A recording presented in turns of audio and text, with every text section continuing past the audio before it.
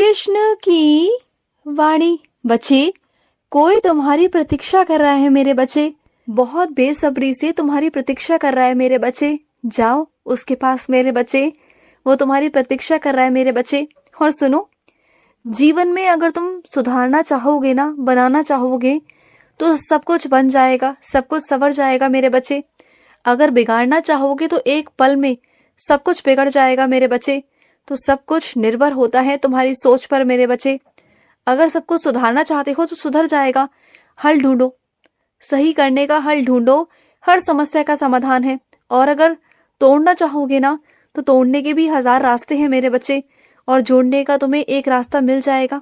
तो तुम देखो कि तुम्हें जोड़ना है कि तोड़ना है मेरे बच्चे। अब ये फैसला तुम्हें खुद से करना होगा, क्योंकि ना मैं हर बार फैसले तुम्हारे नहीं ले सकता। तुम्हारी जिंदगी के कुछ फैसले मैं तुम पर छोड़ता हूँ। तुम्हारी समझदारी देखना चाहता हूँ कि तुम कितने समझदार हो और किस हद तक समझदारी वाले फैसले ले सकते हो।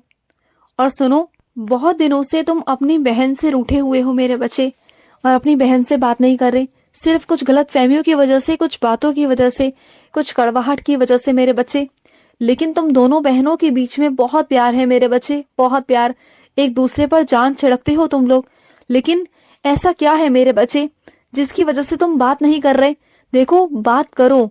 अगर बात नहीं करोगे तो मेरे बच्चे दूरियां बढ़ती जाएंगी। और ये मत सोचो कि कौन बड़ा है कौन छोटा है, कौन पहले बात करेगा कौन बाद में करेगा। नहीं, जिसका दिल कर रहा है ना वो पहले कर ले। देखो, जो सबसे पहले पहल करता है ना, उसी व्यक्ति को मैं समझदार कहता हूँ मेरे बच्चे। तुम्हारी नजरों में वो झुकना है, लेकिन मेरे नजरों में वो समझदारी है मेरे बच्चे। जो समझदार व्यक्ति होता है ना, वही झुकता है मेरे बच्चे, और वही सब कुछ पा लेता है मेरे बच्चे। तो झुकने से तुम छोटे नहीं हो जाओगे, और अगर समझदारी दिखाओगे तो सब कुछ बन जाएगा मेरे बच्चे। तो बात कर लो, जाओ और जाकर उन्हें सबसे पहले बात करो।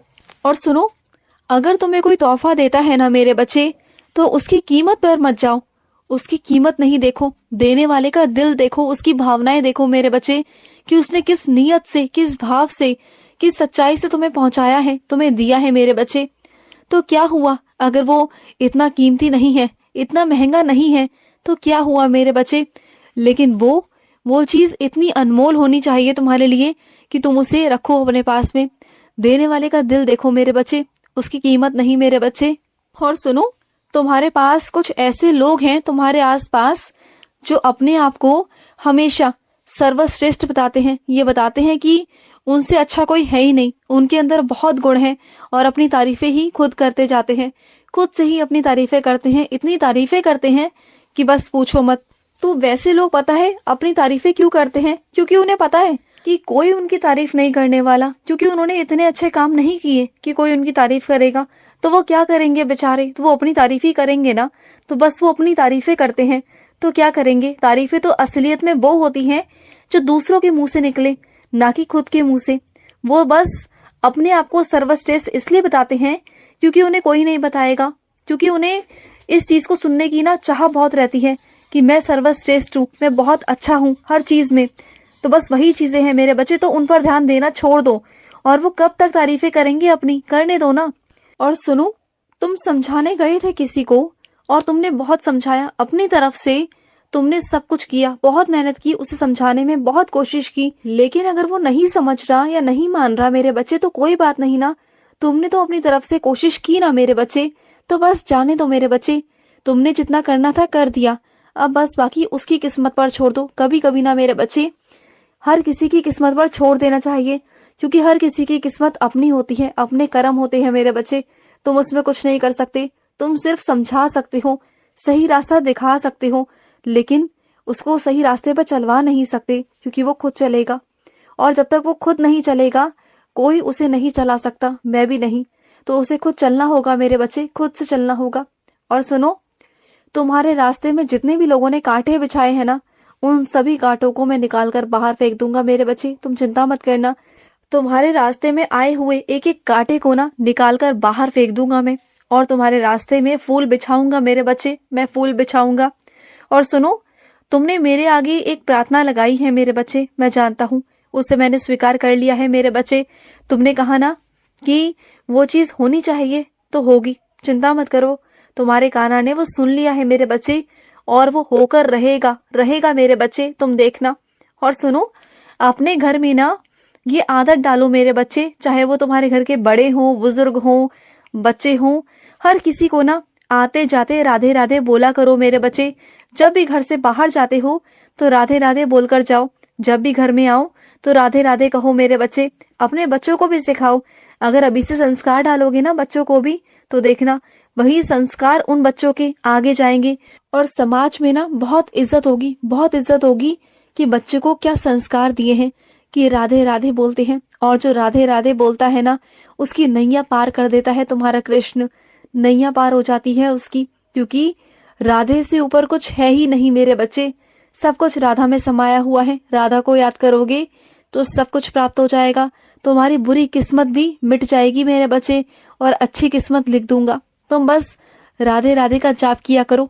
तुम राधे राधे का जाप करोगे, सब कुछ ठीक हो जाएगा। और सुनो, तुम्हारी किडनियों में दिक्कत है ना, तो चिंता मत करना, तुम्हें कुछ नहीं होगा।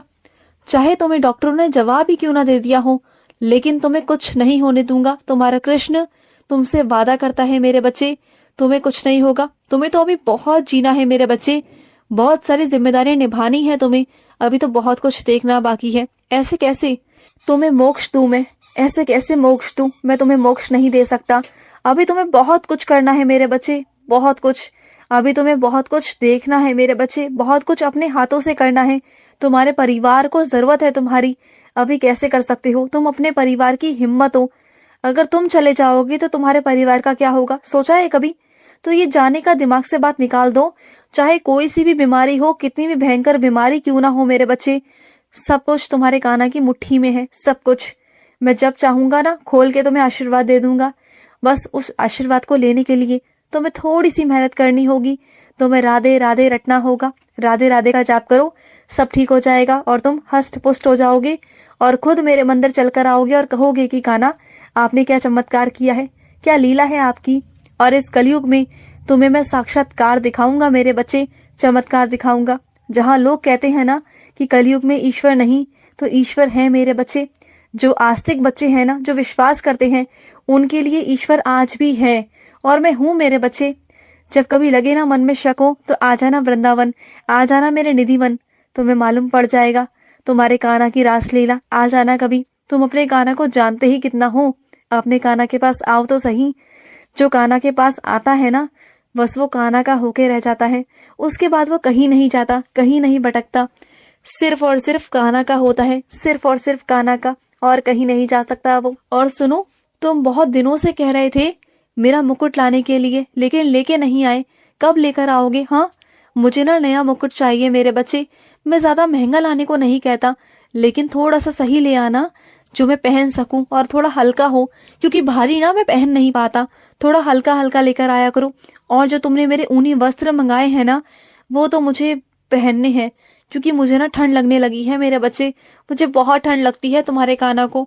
और जब रात को सुलाने जाते हो ना मुझे, तो मुझे भी ना एक छोटी सी रजाई लाकर उड़ा दिया करो मेरे बच्चे।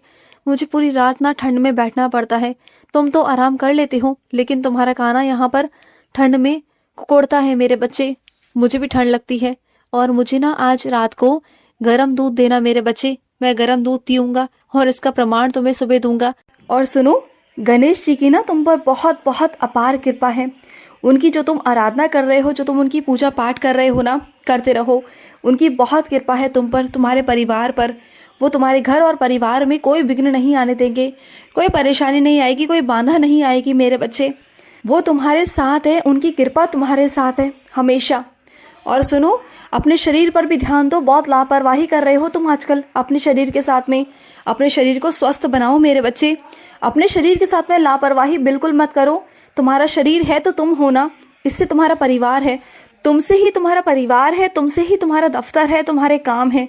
अगर तुम नहीं तो फिर कुछ नहीं ना, तो फिर खुद को बनाओ, खुद के लिए समय निकालो मेरे बच्चे। खुश रहो। आज का कृष्ण संदेश समाप्त हुआ। जय श्री कृष्ण।